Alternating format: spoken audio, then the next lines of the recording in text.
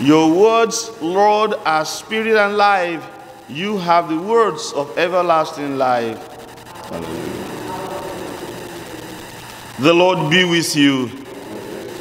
A reading from the Holy Gospel according to Luke.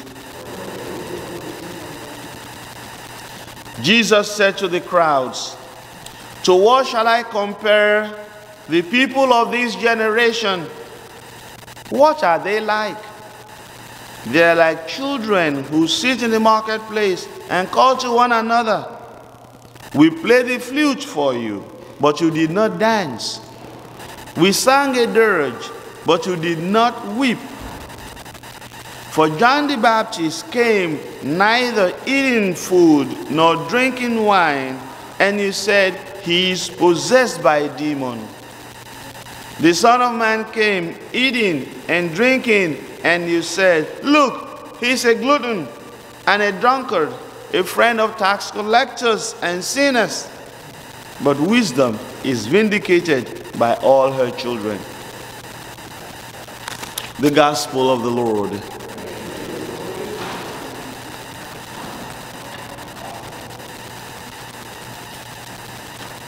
So today we celebrate Saints Cornelius and Cyprian.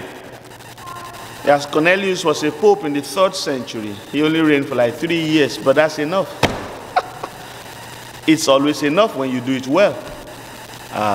And he was exiled by, Emperor Gaius, and Cyprian was a bishop, the first African bishop to be martyred, a bishop of Carthage. And he gave a lot of support to Pope Cornelius, by his writings and his deeds. And many people loved him by his deeds, by his words. And truly, we can say so many things. We can preach so much and all that. But if it is not motivated by love, the greatest love, and I'm not talking about wishy-washy love. I'm not talking about romantic love. I'm not talking about, it's like the least. That's why the world that we have today cannot even understand that the priest's life is filled with love. You know what? Because they just can't understand it. Because romantic love of, who are those guys? Romeo and Juliet, just feel like, that's what fills the whole soul. Now, let's go a little bit into this reading, or the first reading today. Many people like to choose it for their weddings. Okay. I wish you understand what it is. I don't understand it. But let's speak a little bit of those characteristics that Paul speaks about in terms of love. So, first, love, eros. Okay, that's physical, romantic, sexual love, eros. Erotic, that's where the word erotic comes from. It's a Greek word, eros. Then there is another kind of love, which is, you can say Philadelphia. That's where Philadelphia comes from. Philadelphia. It's also the love of brothers. I don't know whether there's, love of brothers in Philadelphia, but, but that's what, Philadelphia. Love of brothers. There is Surge. That's the love of parents, Surge, the love of parents, their kids. There is agape, okay? And agape is what Paul is strictly speaking about today. Agape, which is love that derives from God. God is love, St. John says. He who abides in love abides in God. So what kind of love is that? Probably it's nice to go to what love is not. Love is not jealous. So, okay. So jealousy is wishing to have what somebody else has. It could be characteristics, it could be qualities, it could be goods, it could be properties, it could be the way they look. It's jealousy. That's what it to have what other person has. And it could lead even to envy.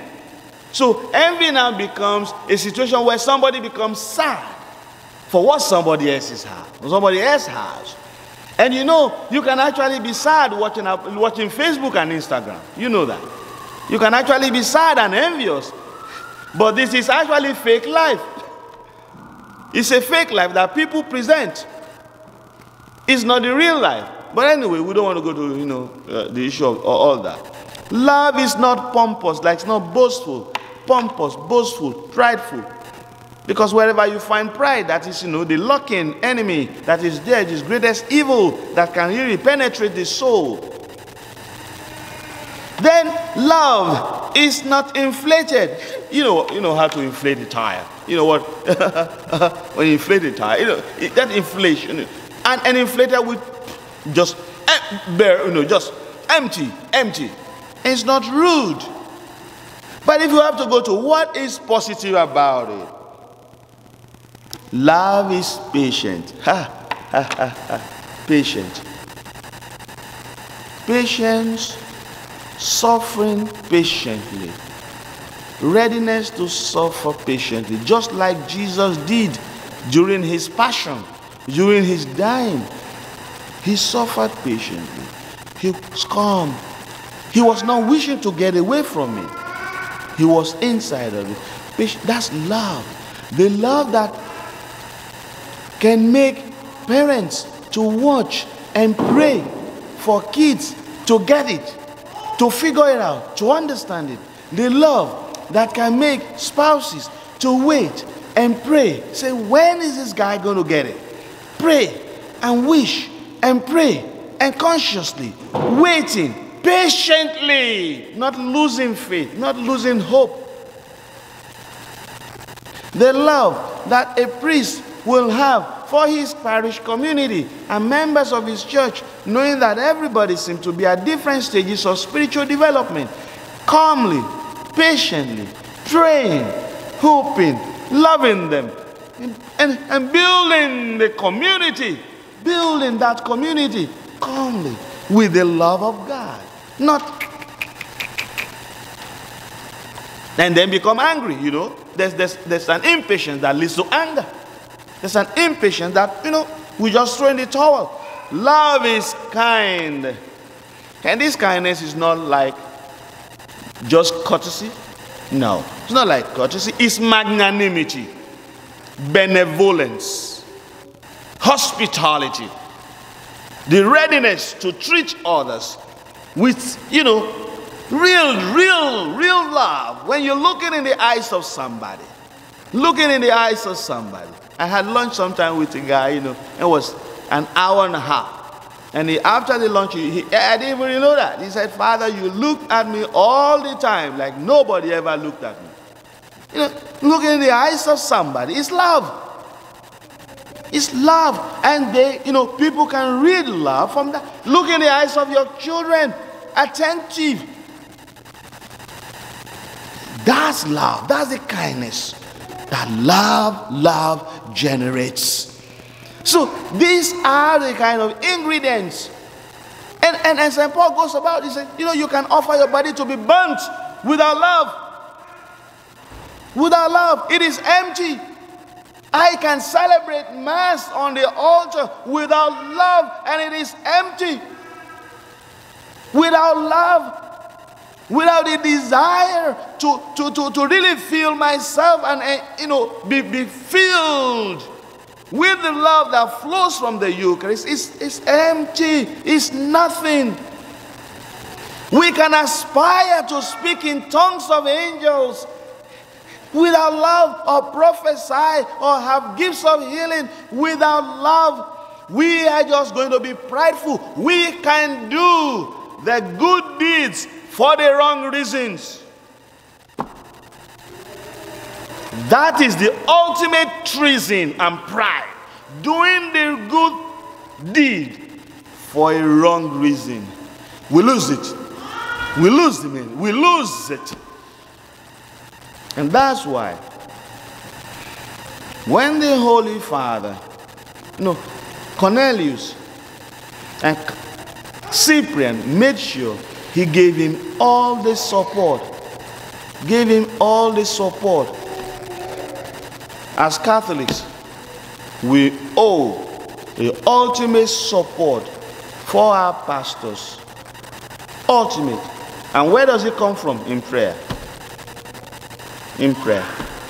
Every priest owes his bishop ultimate support in prayer. Every bishop owes the Holy Father ultimate support and in prayer. In prayer. You know the one that is easier? It's easier to castigate and accuse, okay? It's easier to point accusing finger, but it's more difficult to pray. But if we do love, truly, wow, it's through prayer. Because the tempter, the accuser, wants to destroy the church from within with the spirit of disobedience, the spirit of accusation, the spirit of division from within. We must be careful. We must rein it in. Go to the Lord and pray and allow obedience, respect, building the church through prayer. Padre Pio, they were building the church through prayer. They were building the church through prayer. All the saints, Saint Teresa of Avila, all of them were building the church through prayer. That's true love. And it is true love that makes you guys to be, spouses and be together for as long as you have. That's what it is. Because it doesn't mean that you love everything about yourselves, but you stick together. Why? You guys are laughing. 50 years, they know what it is. That's what it is. You cannot say you love everything about the church that you see, but you are expected to pray for the church that you see. That's building it up. That's what it is. If you cannot pray, then something is happening. Something. We need to beg for the Spirit to pray, because the Spirit of God, the Spirit of love has been poured into our hearts by the Holy Spirit. And the Spirit of love is what we must continue to engender in our life, engender that Spirit of love to grow to maturity until we come to the blessedness of love when we behold Him face to face. Let us rise in prayer.